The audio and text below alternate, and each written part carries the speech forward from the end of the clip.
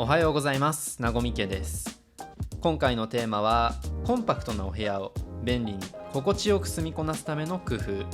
決して広いとは言えない一人暮らし用の部屋では生活必需品を置き切るだけでも精一杯となりがち。しかし工夫すれば様々なハードルを超えて利便性高く快適な空間を作ることができます。今回はそんな工夫を施し尽くしたともいえるキスケくんのお部屋にお邪魔しました。まさにお店のような雰囲気のこのお部屋のルームツアーから様々なノウハウを学んでいきたいと思います。それでは行ってみましょう。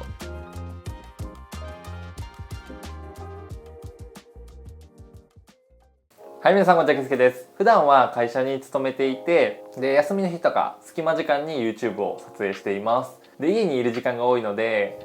自宅の環境とかはこだわったりしています。大学時代に、プロダクトデザインを学んでいまして、一人暮らしをしたことによっていろんな展示会だったりに行って家具を揃え始めました。白い部屋に結構憧れていて、そこからベースとしてちょっとウッドとか、あとはこういう真鍮みたいなところを入れていって、ホテルライクな感じに仕上げたいなというふうに考えてました。間取りは7畳 1K の部屋になっているので、一人暮らしされている方と、ほとんど同じだと思います。一般的な間取りっていう感じですね。ここのダイニングのスペースのこだわりとか、なんか気にしてたこととかってある？全体的に白い部屋っていうところもあるので、あんまり真っ黒なものとか置いてしまうとなんか浮くかなっていうふうにも考えたので、できるだけ白っぽいもの、家具を選ぶようにしました。椅子は黒いけどね。テーブルは結構 YouTube とかでも質問いただくことが多くて、使っているものはカナデモノっていうブランドの3本足の丸型のテーブルになっています。天板自体はリノリウムで作られているので、水に強かったりだとか、食卓で使いやすい工夫っていうものがいろいろ施されてます。木が貼られたみたいな感じのデザインになっていて、そのリノリウムのこの天板のオフホワイトの色味とこの側面のウッドの色味がすごくマッチしていて、個人的には結構気に入っているテーブルになってます。で足自体も3本足になっているので、なんか空間に圧迫感が出ないっていうところもすごく気に入っているポイントです。この家めちゃくちゃ椅子が多いんですけど、3脚あるのでちょっと紹介したいと思います。でまず今私が座っている椅子はエンボディチェアというハーマンミラー社の椅子になってます。これは引っ越す前から、もう大学生時代の時から購入してずっと大切に使ってるんですけれども、こういう風に後ろ側に思いっきり持たれることができて、この背筋の部分にすごくフィット感があるので、ずっと座ってても疲れにくいっていうところがかなりいいポイントになってます。もういろんな椅子試してきたんですけど、もう中でもこのエンボディチェアが今のところ一番体に合ってるなっていう風に感じているので、これはずっと愛用して使っていきたいなっていう風にも思ってます。チェスカチェアっていうラタンでできた椅子を置いています。普段はエンボディチェアを使っていて、で来客があった時とかにはチェスカチェアにゲストの人を座ってもらうっていう感じですね。これはプリアチェアという椅子になっていまして、最近購入したものになってます。普通のプラスチックじゃなくてポリカーボネートっていう素材で作られてるんですよ。普通のプラスチックよりも耐久性があります。熱とかにも強くなっているので、このねプリアチェアを本当にめちゃくちゃ気に入っている椅子になってます。照明がポール・ヘニング線のペンダントライトを使用しています。支えの真鍮の部分が金のメッキで作られていまして、これがすごく高級感があります。でさらにそのシェードが3枚重なってるんですけど、白色のガラスでできておりますので、柔らかさっていうものを演出してくれます。なんか一人暮らしのちょっと心もとない食事とかでもすごく高級感のある食事に変えてくれるので、これ本当に魔法のペンダントライトだなっていう風に感じてます。このディフューザーは、アクタスで購入したものになるんですけれども、クルティっていうブランドのディフューザーになってます。マウンテンっていう匂いですごく落ち着くし、リラックスもあるし、あとは清涼感もあるっていうところですごく気に入っているディフューザーになってます。うちのちょっと一つシンボル的なところでもあるんですけれども、大きい鏡を置いています。この鏡は、同じくアクタスで購入したものになります。人一人とかだったら余裕で収まるサイズ感になってます。で一人暮らしを始める時って結構鏡欲しいなっていう方多いと思うんですけれども、候補として普通の鏡と割れない鏡みたいなものがあるんですよ。で個人的にはこういう普通の鏡の方がすごくおすすめで、いい鏡はなんか汚れにくいっていう特徴もあるみたいなので、なので鏡はねあんまり妥協せずに選んだっていう形になってます。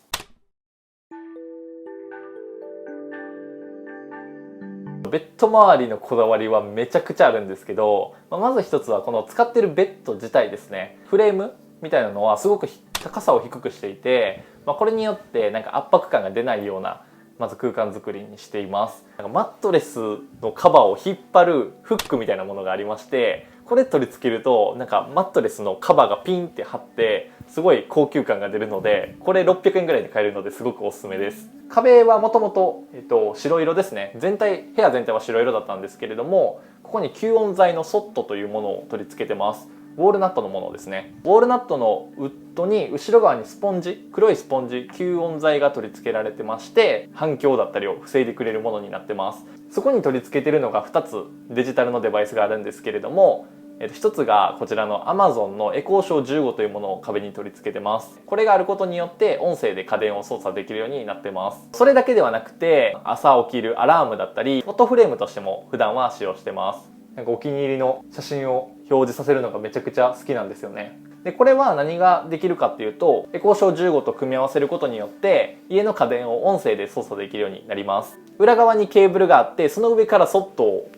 貼ることによってケーブルが全く見えないように設置しています。これ結構ね頑張ったところなので、個人的にはめちゃくちゃ気に入っています。設置する場所も自分で切り抜いたの？そうですね、下書きしてノコギリで切って自分で穴を開けたっていう形になってます。で何に接続しているかというと、エアコンですね。ジオフェンス機能っていう、知ってる？ジオフェンス機能知らない。知らん、家の 100m 先に出たら勝手にそのスマートホーム家電を動かすことができるっていう機能になってます。家の 100m を出たらエアコンがまず自動で切れて、鍵が絶対に閉まって、でロボット掃除機が勝手に動き出すっていう設定にしてます。入った時はエアコンが27度に自動で設定されてます。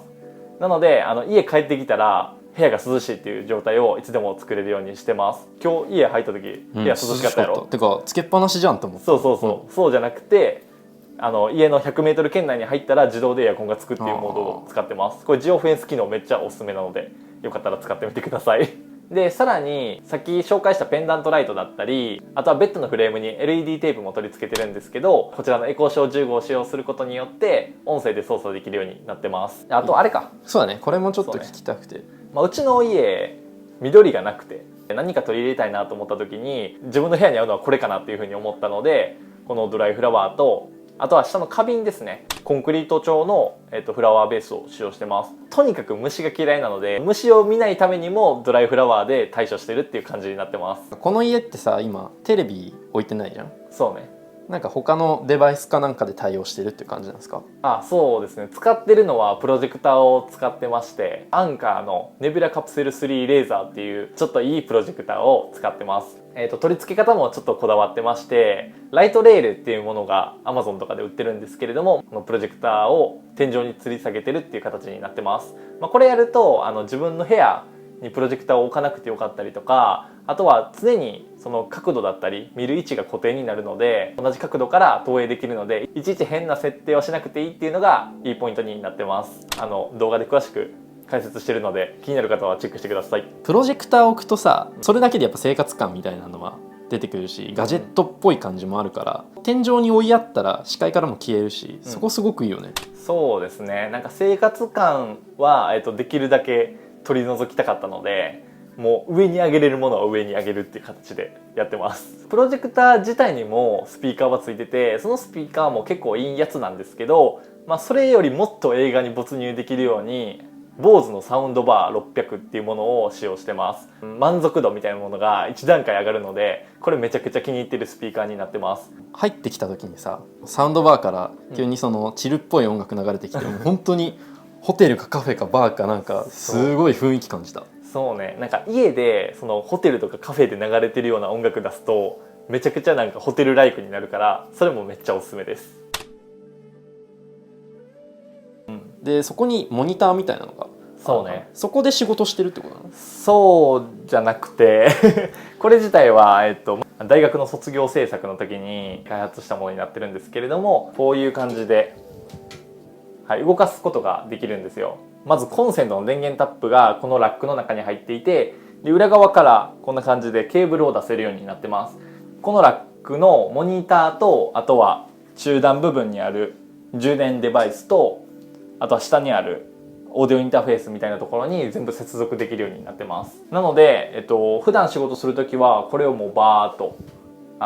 リビングのダイニングテーブルのところに持って行って大きい画面で仕事するようにしてます。モニターとか仕事に使うようなガジェット全般をもうワゴンの中に入れて、ワゴンごとこうデスクアイテムみたいな感じで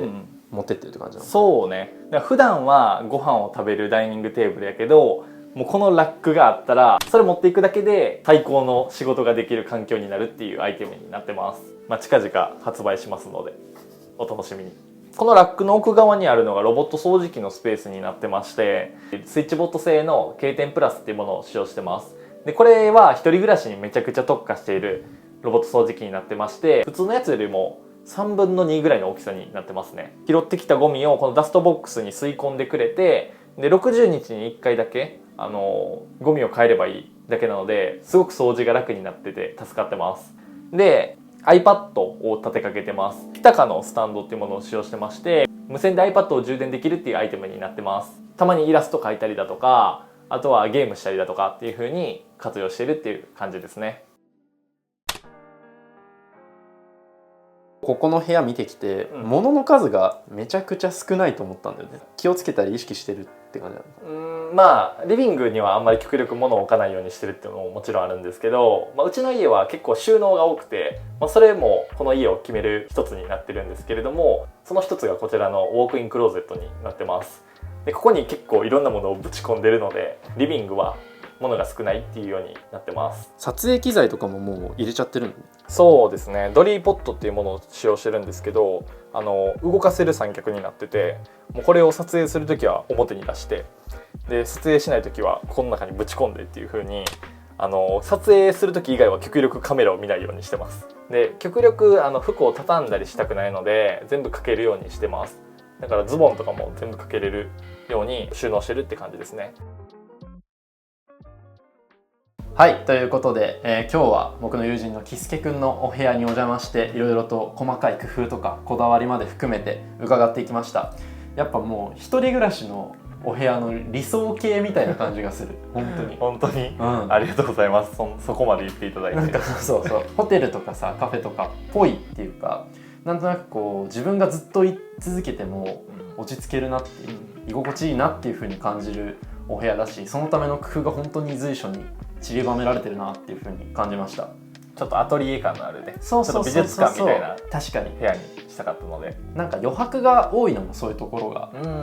そうね、感じるポイントかなと思います。キスケくんの、お部屋についてはインスタグラムでも？そうですね、YouTube もやってるんですけど、主にインスタグラムでは部屋のことを中心に紹介してますので、ぜひインスタグラムと YouTube の登録とフォローよろしくお願いします。はい、ぜひ、両方 SNS ちょっとチェックしてみてください。ということでね、こんな感じでこのチャンネルでは暮らしのものやことに関するさまざまな動画を上げていますので、ぜひ他の動画も合わせてチェックしていただけると嬉しいです。またチャンネル登録や高評価の方もよろしくお願いします。キスケくんのね SNS も含めて、どうぞよろしくお願いします。絶対してな絶対してなみんなということで今日はこの辺で、以上長見家とキスケでした。ではバイバイ。バイバイ。